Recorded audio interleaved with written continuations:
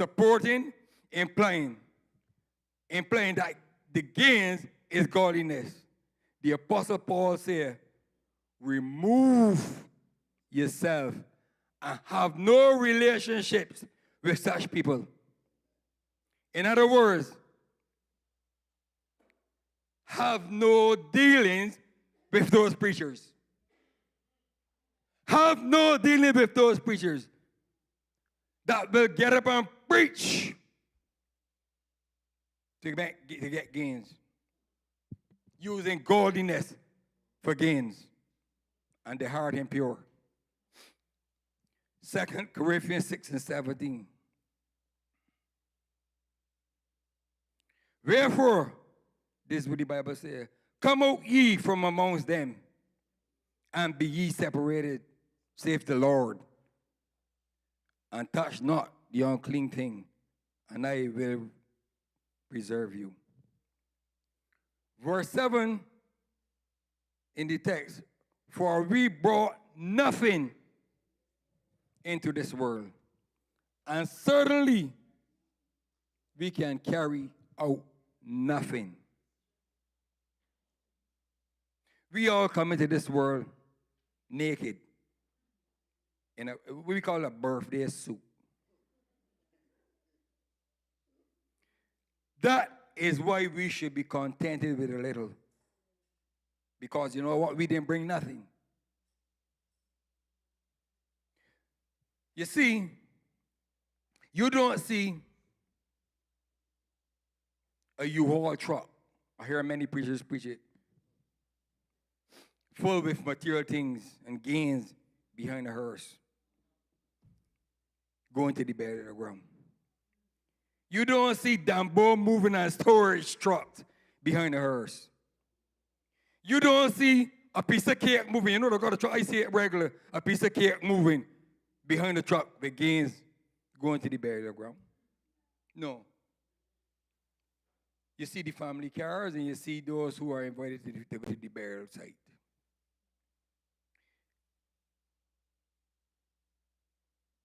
You see, if it was so, probably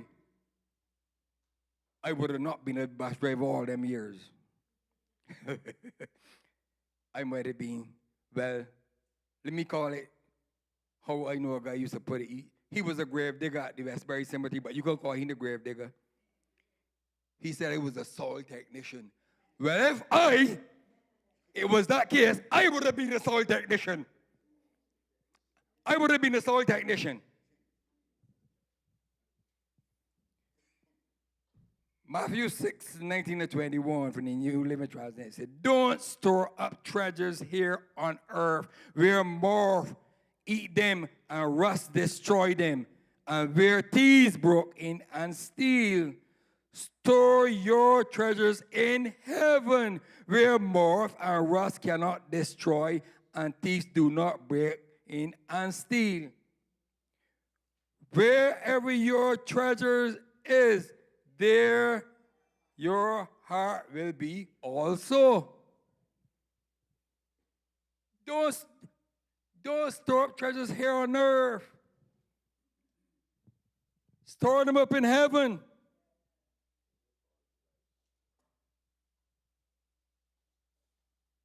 It is not wrong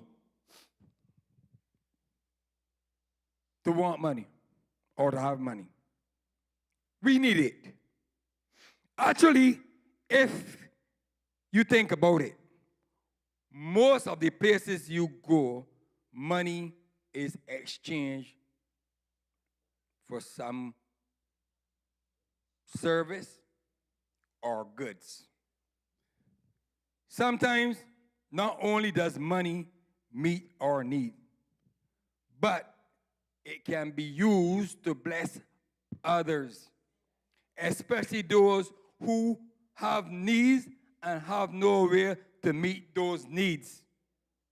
Look, people contribute money to our ministry here, and we pay tithes and offerings, and it enables us to be still open and to preach the gospel. Because look, We are here today, and I am standing before you to preach the gospel. Somebody should, I know I ain't gonna get a lot of, thank you, Deacon Walker. I know I ain't gonna get a lot of amens on this. I know that this morning that I didn't get a lot of amens because I preaching about the love of money. So I ain't expect a lot of amens on this morning. It also enables us to feed the hungry, to support organizations around the world, and many other things that help people. It is not God's will for wicked people to have all the money in the world and his people are in need. No, that is not God's will. That's not God's will. We should be good stewards with what God gave us. And be good investors. I believe we should respect money and never waste it. Proverbs say that we should be prudent.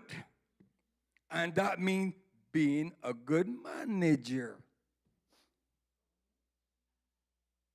There is a well-known Bible story about 3 men who were given talents. Well, you know the story. Who were given talents or money according to their abilities to handle it or to handle them. And when I read that story in Matthew 25, 14, and 28, it was obvious to me that God expects us to be wise investors and he will reward us. If you are a good investor, God will reward you. You see what he did with the one that had the 5 talents? You see how he rewarded him? He will do it for you too. We shall never love money or be greedy for gains, but we shall do the best we can with what we have.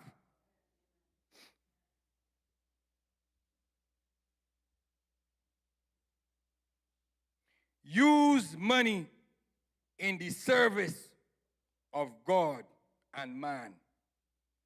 And never try to use God and man to get money.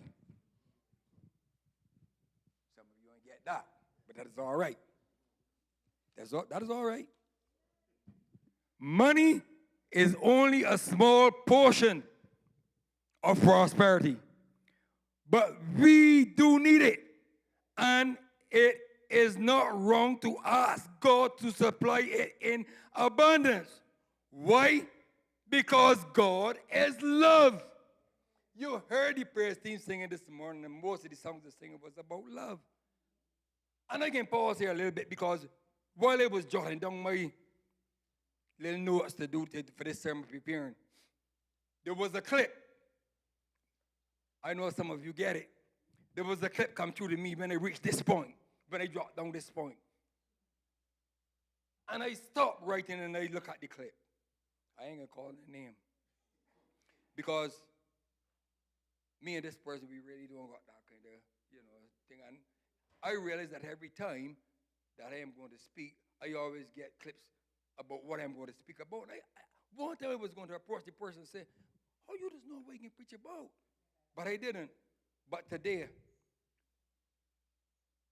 I can put that clip up on the screen for those of you who didn't see it. Put that clip up on the screen.